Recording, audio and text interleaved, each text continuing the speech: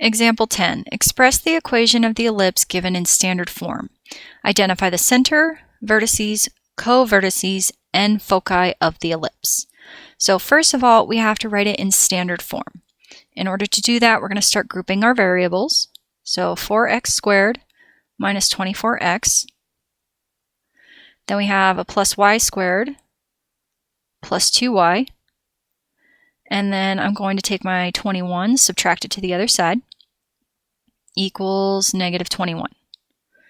Now, if we're going to complete the square, once again, I need the leading coefficient to be 1.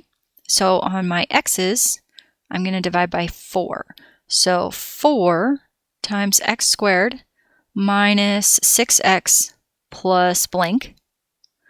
On my y's, you actually don't have to take anything out because it's already a leading coefficient of 1. So we're just going to leave it as y squared plus 2y plus blank equals negative 21, and then plus blank plus blank. On my x's, half of negative 6 is negative 3, and then you square that and get 9. But be careful because there's a 4. So 4 times 9, we're actually adding 36. On your y's, half of 2 is 1. If we square that, we get 1. In this case, there's no number out here, so we really just did add 1. If I factor, I have my 4, and then inside I'm going to have my x minus 3 squared.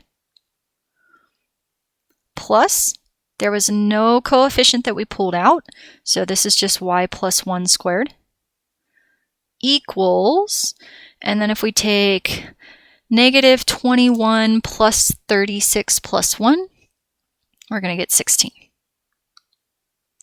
At this point, I need this equation to equal to 1. So in order to do that, I'm going to divide by 16.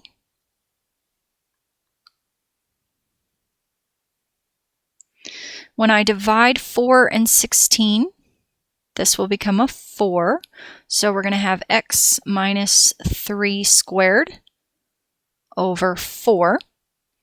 Plus, there's nothing here, so we're just going to leave this as y plus 1 squared over 16 equals 1. And now we can use that to find everything else. First of all, it says identify the center. So the center is positive 3, negative 1. And then it says identify the vertices. Now, I know it doesn't say to graph, but in order to do this, I am going to graph it just so I know what I'm looking at. So, rough sketch of a graph. We just said the center was at 3, negative 1. Now, my A value is going to be this 16 up here because that's the larger one. So A is actually going to be 4. So from my center, I have to stay parallel to my y-axis. And I have to go up 4. So 1, 2, 3, 4, which is going to put me at 3, 3. And then down 4, which is going to put me at 3, negative 5, which just told me where my vertices were. So vertices, 3, 3,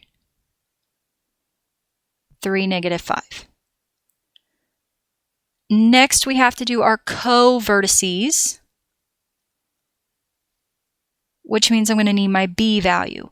So my B value is up here, which is going to be 2, square root of 4, and we have to stay parallel to the x-axis. So over 2 from the center, back 2 from the center, which puts this guy 1, 2, 3, 4, 5, negative 1, and 1, negative 1.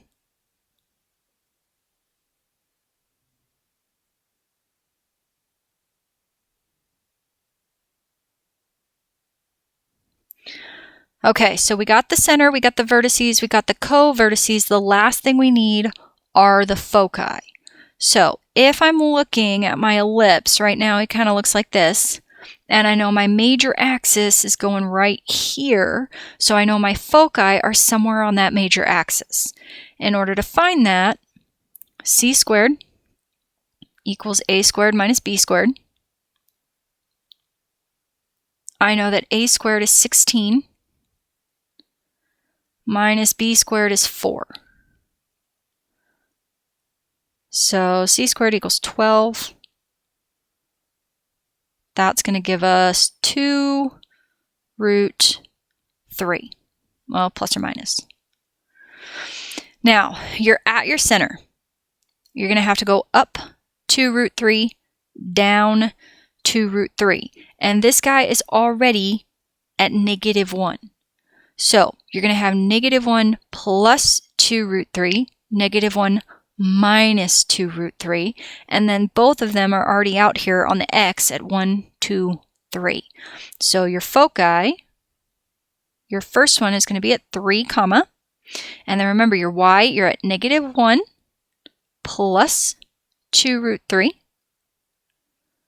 and then 3, comma, negative 1 minus 2 root 3. And then you stick that up there with the rest of your list, and you're done.